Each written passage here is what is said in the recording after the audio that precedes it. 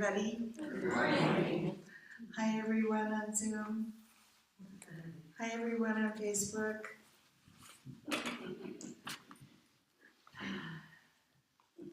What a beautiful day this is, and how much more beautiful it is made by each of your beautiful faces, each of your beautiful hearts, each of your beautiful spirits.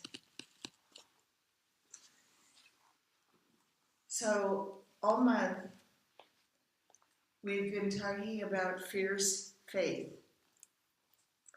and what makes it fierce.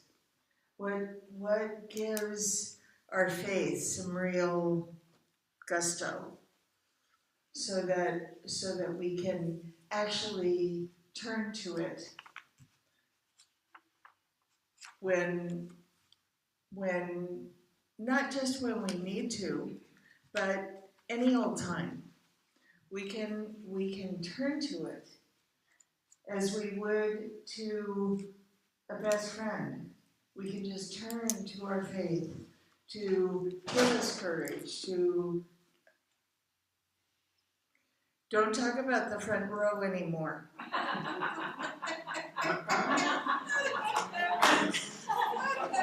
Denise is back there dumping stuff off the side of the counter. I don't know what she's doing. We are innocent.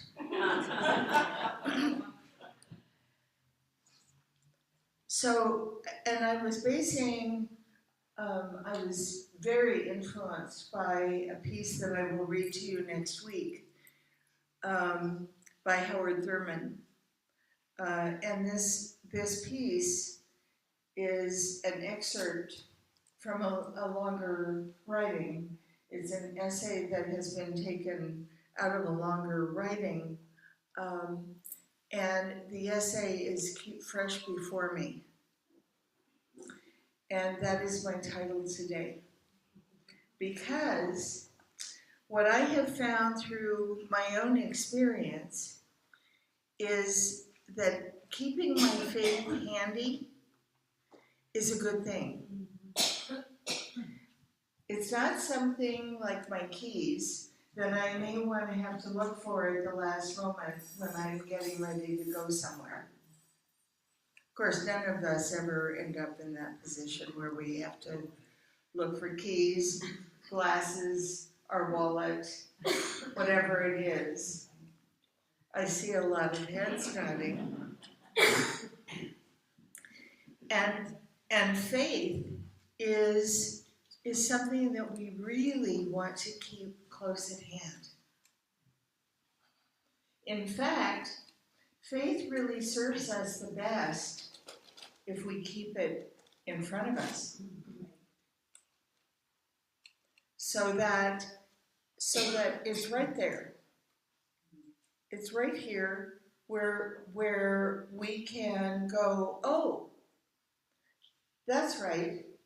That's the highest choice. That aligns with what I believe. I'm putting one foot in front of the other in the right direction.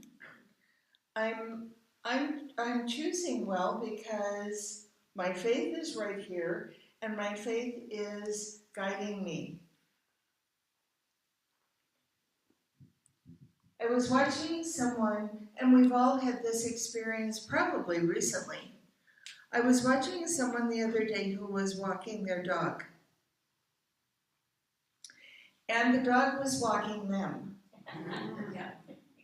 Now we've all seen the dog,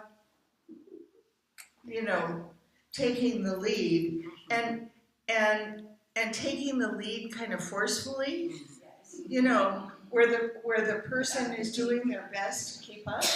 The person who thinks they're walking their dog is doing their best to keep up. Well, the dog was walking them. And what crossed my mind was faith isn't like that. Faith doesn't pull on the leash. In fact, there's whatever our faith is, whatever it is that we believe in. Am I moving around too much? No, but you were off-centered. Okay, thank you. Because I do that. Whatever it is that we believe in, about whatever the situation is that we are dealing with or that we're facing,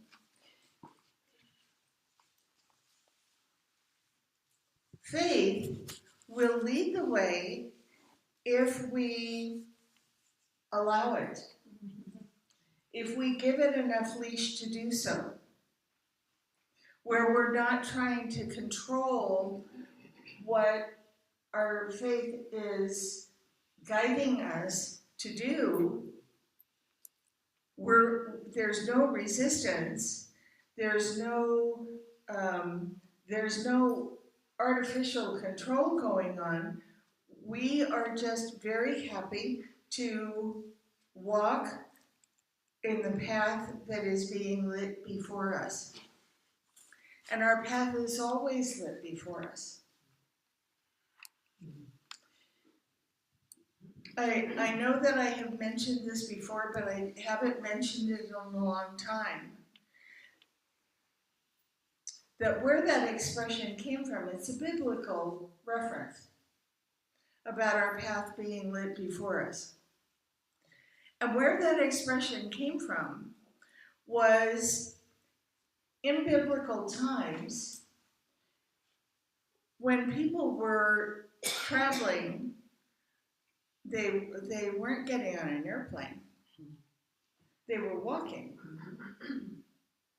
They were usually walking. And how they managed to continue to walk once it started to become dark was they had a candle strapped to their ankle. And the candle strapped to their ankle illuminates, this is true, illuminates, because I was there, illuminates 3 feet. It doesn't illuminate the whole route, which is why one step at a time is so important. How many in the room have ever walked a labyrinth? Many. For anyone who hasn't, to me, it's a wonderful meditative experience. And one of the things that makes it so wonderful is that you cannot get ahead of yourself. You have to pay attention to where you are. You have to be in the moment, not looking at the path over there. Because if you start looking at the path over there, and I have watched people walking labyrinths who do this, they end up over there, but not having gone from here to there. They end up going kind of over here, and then kind of over there. And that's what we do in our lives when we get ahead of ourselves. Whether it's a candle strapped to our ankle, or keeping our faith fresh before us, what we're paying attention to is what's right in front of us. And that is so valuable. It's not that what's going on around us isn't also important, but where do we have any kind of input? Where do we really have any kind of input? Here. And here. Right? Mm-hmm. That's where our information comes from, not the news. And whatever y'all do about the news, I'm not going to say one way or another about what y'all do about the news or how much news you read or watch or pay attention to in whatever way you do. And I will say that the most interesting news is you. That attention, that level of attention, that curiosity, that investment of energy has to start here. It has to start here.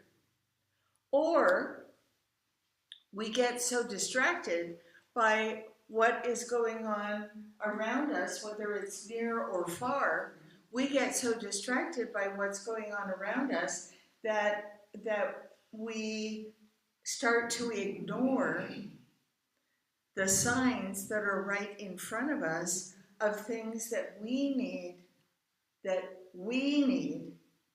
that only we can attend to. We miss it. And then we wonder, well, how in the heck did that happen?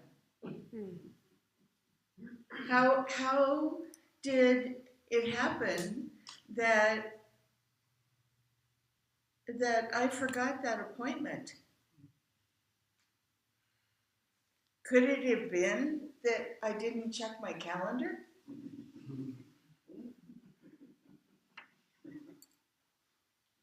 Me? How did I forget to make that phone call? Could it have been that I was so busy thinking about something else that I wasn't on track about the thing that I said I was going to be on track about? When we were doing, don't you me.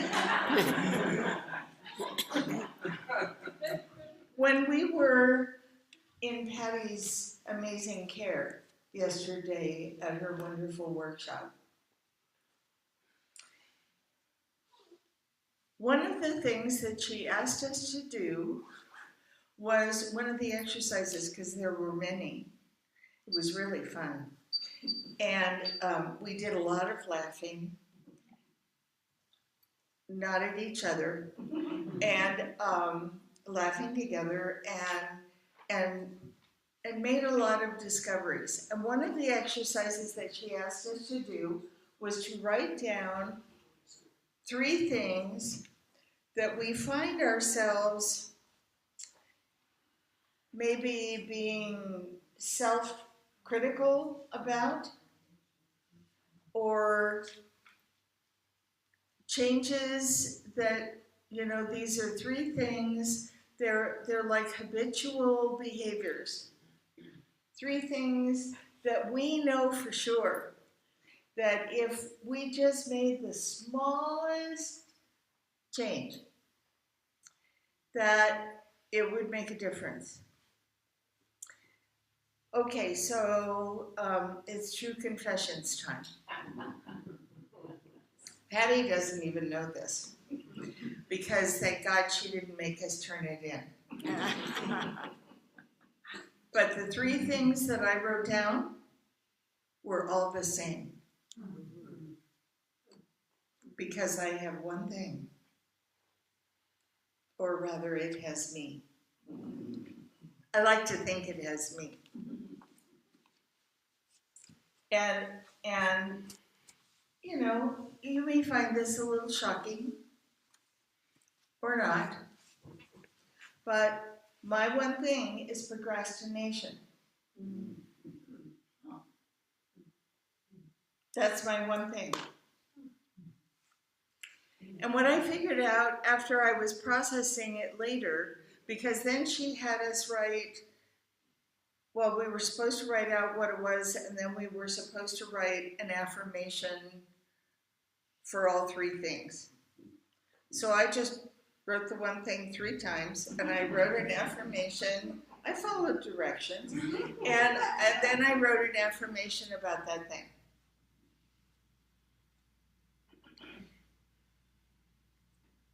And, you know, the deal is, I know, and I know that I know. Mm-hmm.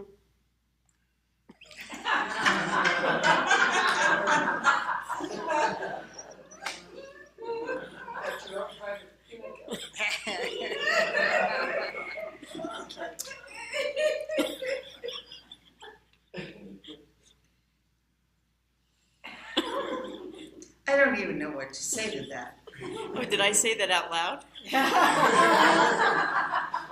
Yes, again.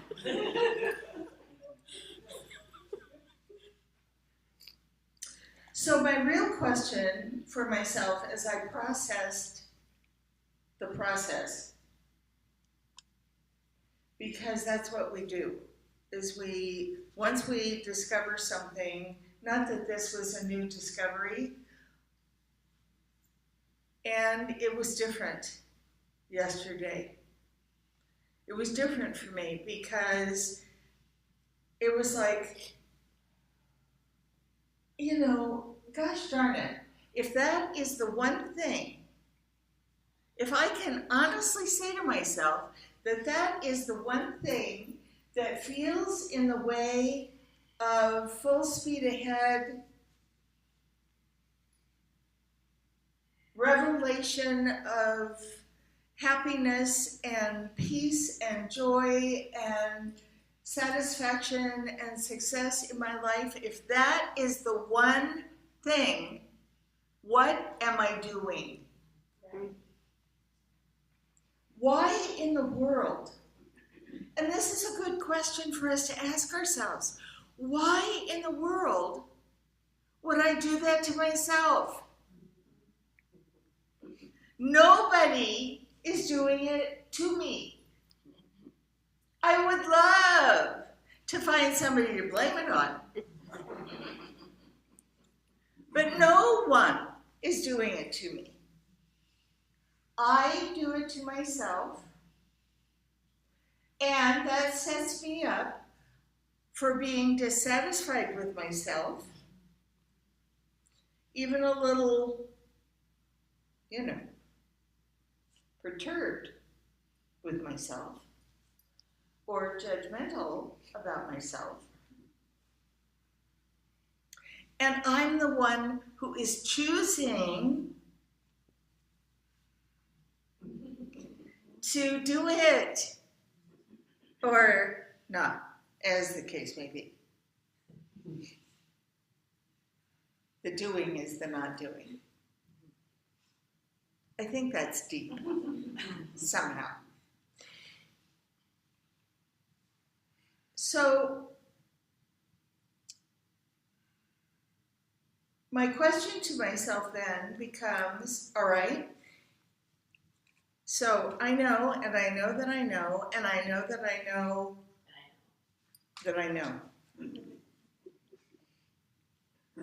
So where is the first step? Because this is what I say to all of us so often. Because we all have to begin, whatever the thing is, or whatever the 3 things are, we can only begin with the first step.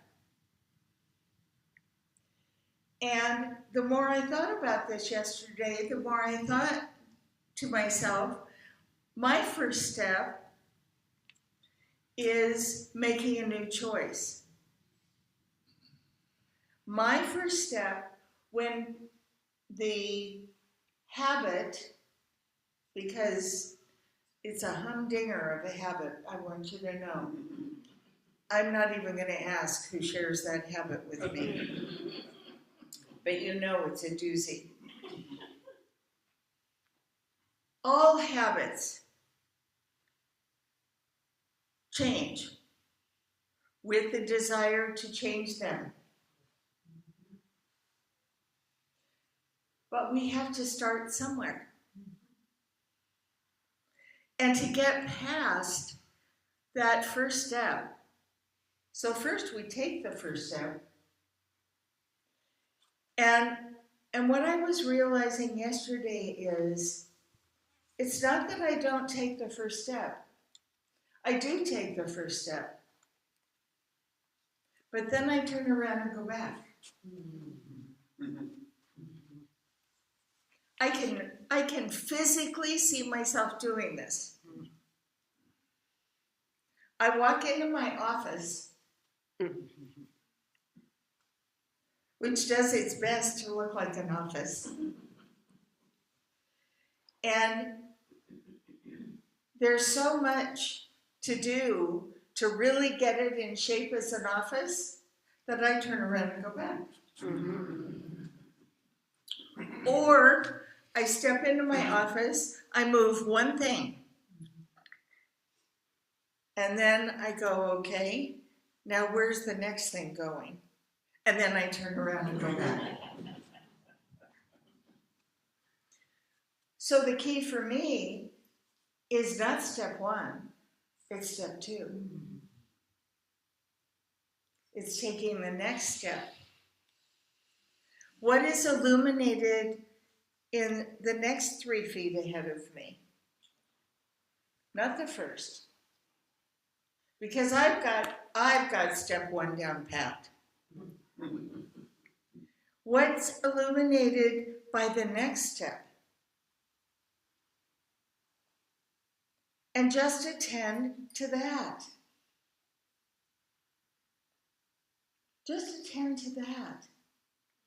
It's not that I doubt that I can, because I have no doubts about myself. I have no doubts about my faith. I have no doubts about any of that. I know that I can.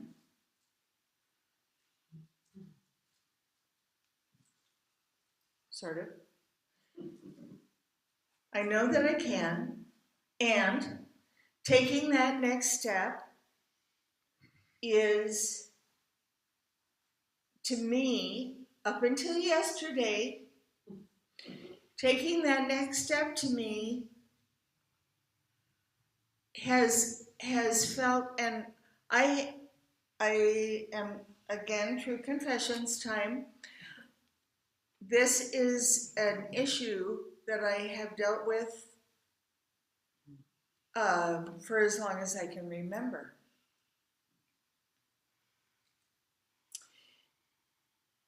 But it only really happens to me. It's not something that is my office, the circumstances of my office don't really impact Denise one way or the other. Because I don't even send her in there to find something. It only impacts me. And that makes me wonder even more, why in the world would I not change this habit? God knows I have changed many other, what seemed far more challenging habits as I have gone through my life. And to be able to say that, bless you on the truth, that I've gotten it boiled down to one big, juicy, hairy habit, that's good, right? Right? I could use a little support here.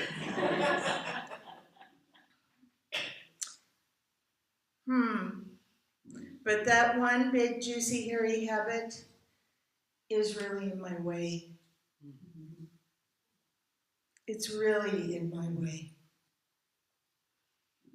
Because my vision for my office, and then this spills out into other parts of our home and our yard and so on, my vision is one of comfort and beauty and ease, having having everything that I need at my fingertips and knowing exactly where it is. I usually know exactly where it is, but nobody else does.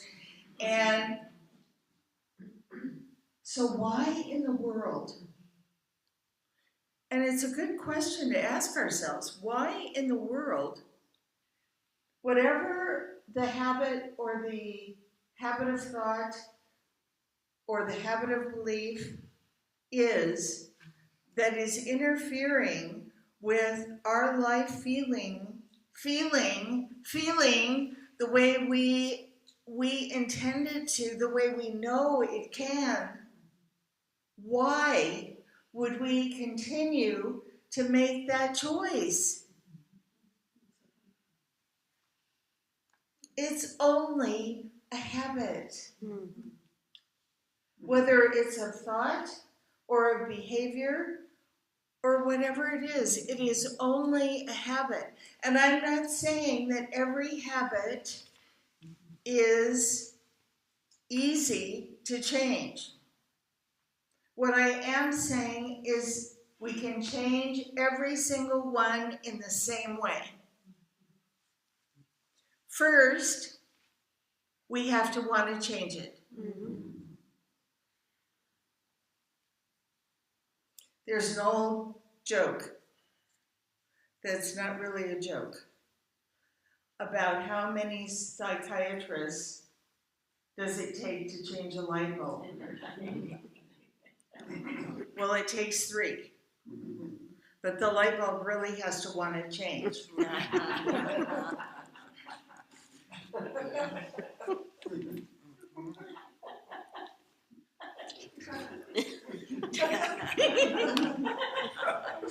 It is funny.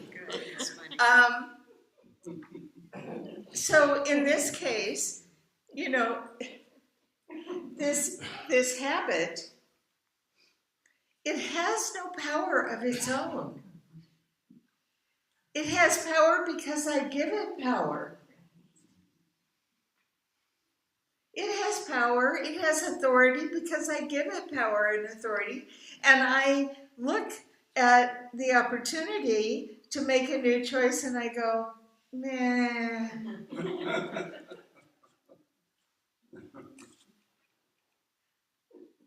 What am I doing? I'm the one with the power and authority. And I know that. And I know that the habitual behavior has no power and authority of its own, no matter how much it might feel like it. Because I know people who have overcome great struggles in their lives with certain habits of behavior and ways that they dealt with things.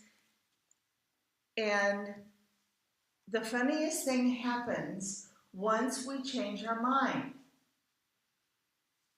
Once we change our mind about where the power lies and about the potential for the next step and the step after that and the step after that, once we change our minds,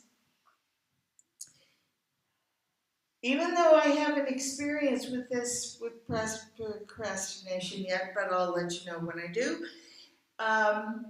Once we change our minds, I've had lots of other practice with habitual behaviors and habitual thoughts. It's like they never existed. They evaporate.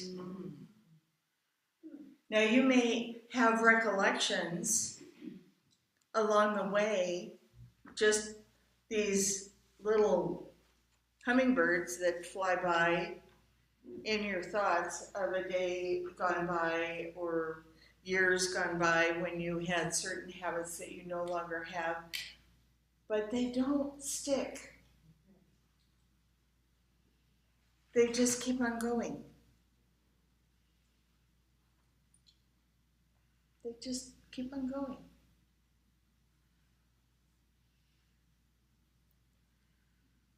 So my intention Because I think it's important always for me to let you know the work I'm doing. It isn't about the work I talk about you doing.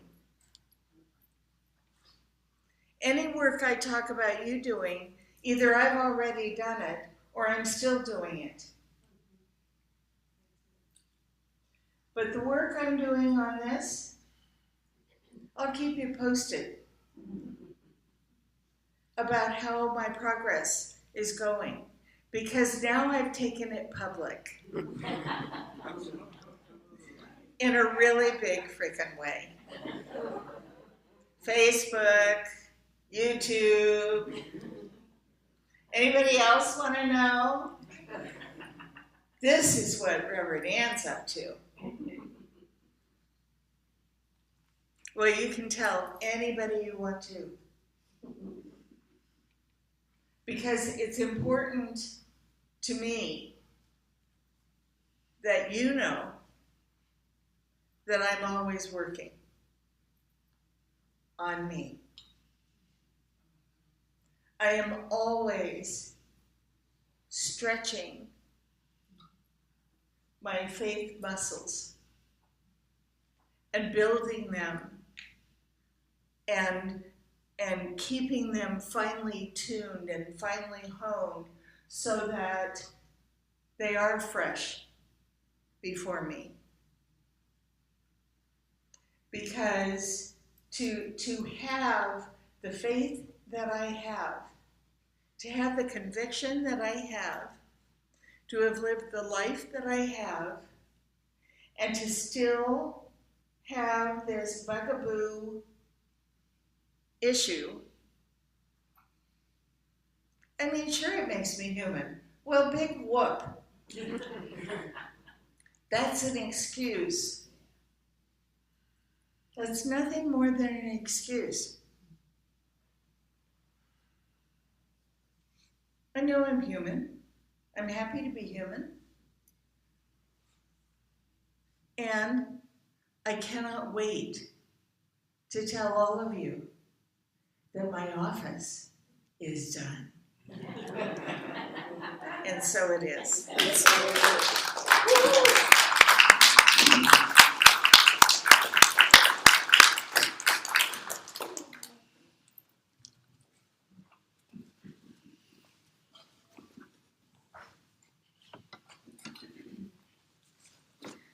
Can I invite the ushers forward, please?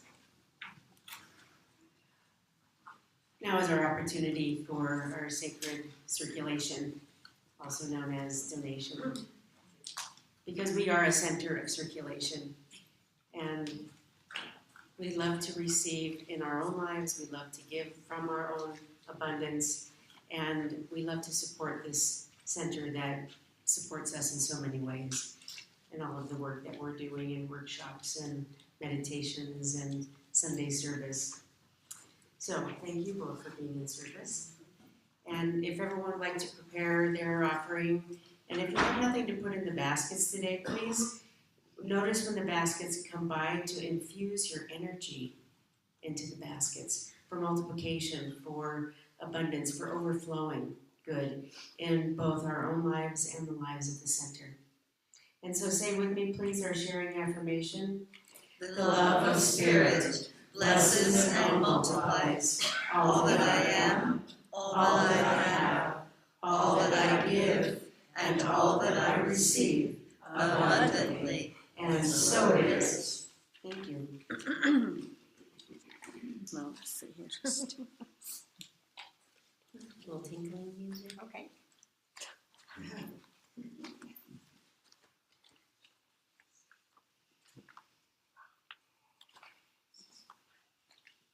So remember, we have our 70s group that continues every other week. Patty, we have the spiritual circle every first and third Saturdays at Patty Berry's house. So there are a lot of ways to keep engaged and just be, through the work that Rev Ann was just talking about, and connect with one another, because that's part of our sacred beings. All right, so if you just direct your attention, please, to the baskets And know that as it circulates and as we receive as the center, we are grateful. And as the money flows throughout into Santa Fe, into New Mexico, and into all the other rippling effects that we have created here with our donations, we celebrate that, and so it is.